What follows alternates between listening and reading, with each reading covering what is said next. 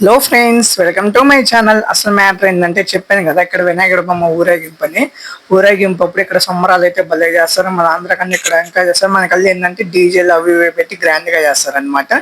ఇక్కడ ఏంటంటే కర్రస్వాములు, ఆ కర్రస్వామి లాగా చేస్తారనమాట. ప్రతి ఒక్క పిల్లవాడు, చిన్న పిల్లవాడి నుంచి పెద్దలాగా చేస్తారనమాట. ఇటు ఒక ఆచారం అనమాట. అంటే అది ఒక గేమ్ లాగా. మనకి ఎద్దుల పందాలు ఇవన్నీ ఎట్టో ఇటు కూడా ఇది కర్ర తిప్పటం అనేది ఒక అది ఇదిలాగా అనమాట.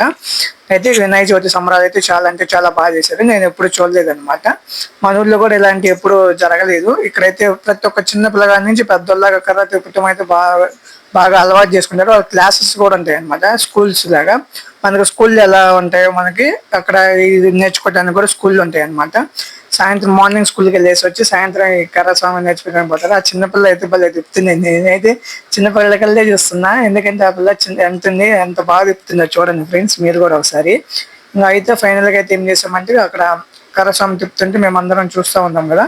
చూసిన తర్వాత వినాయకుడు బొమ్మను అయితే బయటికి తీసుకొచ్చారు అనమాట. ఊరేగింపడానికి ఊరేగిస్తున్నారు అనమాట.